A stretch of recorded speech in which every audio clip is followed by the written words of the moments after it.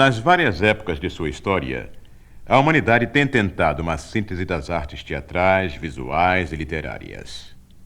O drama da Grécia Antiga, os grupos famosos da Europa Ocidental, o teatro clássico do Japão, as danças da Índia, estão entre muitos dos esforços criativos do homem. Mas nenhuma destas artes tem sobrepujado a do cinema. E desde o início, a música tem sido parte da cinematografia. Poderá parecer paradoxal, porém os filmes silenciosos raramente, se nunca, eram silenciosos. Havia música do cinema muito antes de haver o som cinematográfico, por haver sempre um fundo musical para os filmes silenciosos executados no próprio teatro, geralmente um poço da orquestra ou então ao lado da tela. A música tocava continuamente. Quando abria o teatro e entravam os espectadores, quando o filme estava sendo apresentado, durante a troca de rolos, porque naquela época poucos cinemas podiam se dar ao luxo de projetores alternados, ou quando os comerciais da localidade ou os noticiários eram focalizados na tela. Muitas vezes, o teatro, assim chamado no início da cinematografia, não era mais do que um galpão ou mesmo uma sala nos fundos de um café. Um projetor, tela e cadeiras eram todo o equipamento realmente necessário. Mas havia um outro móvel essencial: um piano. Na tela, um western estava sendo apresentado com um bando de índios em pé de guerra. O pianista do teatro, tendo sido prevenido sobre a ação do filme, estaria preparado e, quando os Pés Vermelhas atravessavam a tela, o pianista estaria matraqueando no piano algo como a Cavalaria Ligeira de Fonsuppé. No caso de estar sendo apresentado Namorados Românticos, o nosso pianista destemido poderia imediatamente atacar uma valsa tipo Sobre as Ondas. Para os frequentadores de cinemas, na época dos filmes silenciosos, uma melodia maravilhosamente banal significava simplesmente um momento patético e servia admiravelmente para cenas de jovens em aflição, mães suspirando por um filho há muito falecido, um cachorro perdido procurando pelo dono ou qualquer outra situação lamentável. Muitos músicos talentosos, no entanto, desdenharam esse tratamento padrão e improvisaram a modalidade musical que se adaptasse melhor ao que estava acontecendo na tela. Para os menos versáteis, livros impressos de música incidental eram encontrados e, para qualquer cena especial, o pianista poderia rapidamente virar para uma seleção apropriada. Muitas vezes, os filmes de longa-metragem tinham partituras completas, compostas pelo pessoal da equipe de músicos dos principais estúdios. As partituras seriam distribuídas conjuntamente com o filme e os músicos dos teatros locais executariam a música pré-elaborada. A grandiosa produção O Nascimento de uma Nação, de Griffith, sobre a famosa Guerra Civil, foi o primeiro filme a ter uma partitura feita em Hollywood. Os principais teatros, nas grandes cidades, muitas vezes mantinham orquestras que acompanhariam os filmes silenciosos, assim como apresentações no palco de cantores, dançarinos e atos cômicos e de acrobacias. Não eram teatros comuns. Amplamente construídos e bem ornamentados por dentro e por fora, mereciam plenamente a designação de Palácio do Cinema. Nos dias finais da Era Silenciosa, a música tinha seu papel na promoção de um cinema. Tornou-se hábito que cada filme de longa-metragem tivesse uma canção-tema associada com ele, de preferência uma melodia popular que também conseguisse manter o seu próprio valor. Esta seria tocada como fundo musical pelos músicos da casa durante a exibição do filme. E depois teria uma promoção em gravações e um meio rápido de expansão pelas estações de rádio.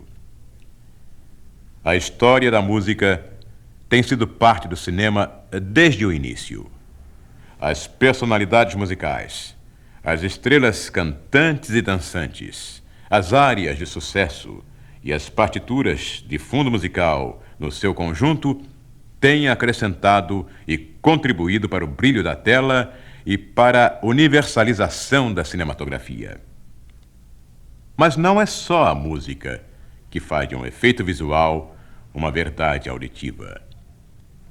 Os efeitos sonoros são tão importantes que a sua ausência tiraria a força do impacto visual. Um trem, colocado em primeiro plano na tela, significaria quase nada se não fosse acompanhado do seu ruído original. A bomba atômica, sem o impacto do som da sua explosão, teria apenas um efeito pirotécnico de fogos juninos. Aqui estão selecionados alguns ruídos que os técnicos chamam de sons visuais. Orquestra afinando.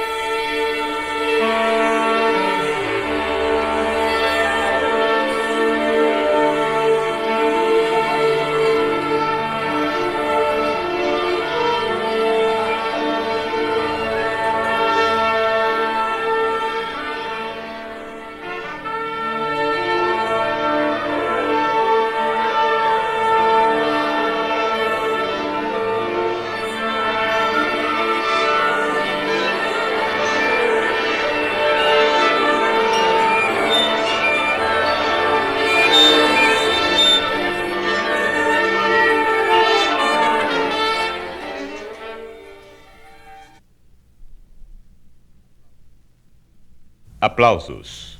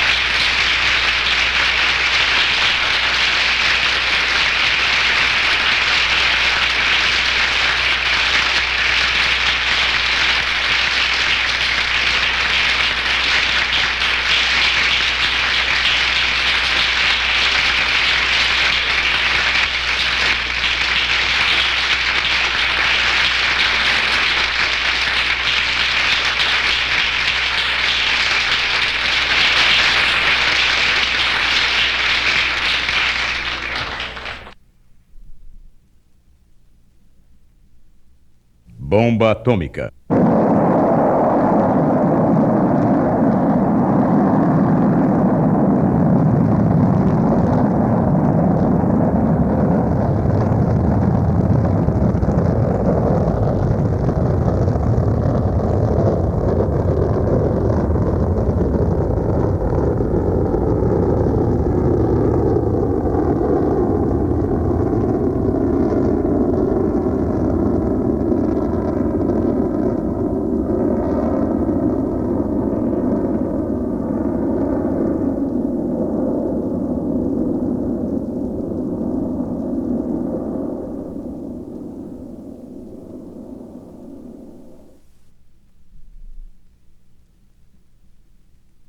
Trem passando.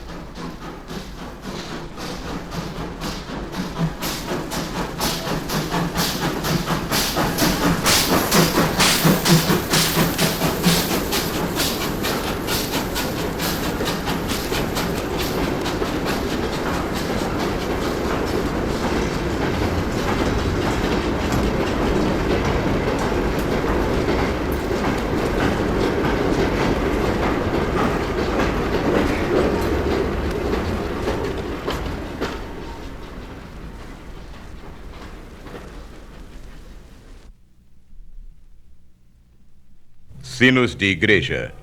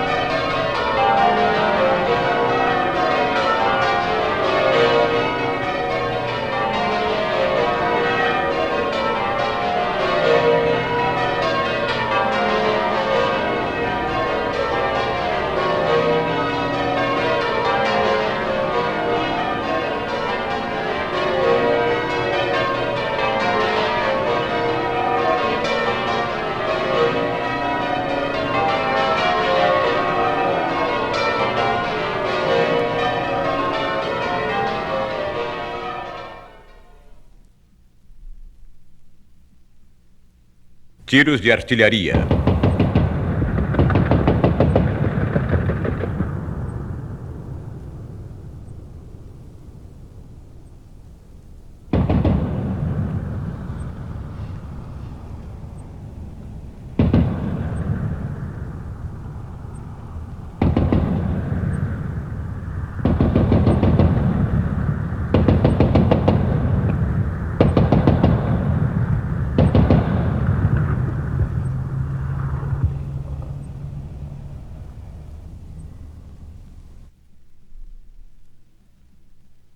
Decolagem de avião a jato.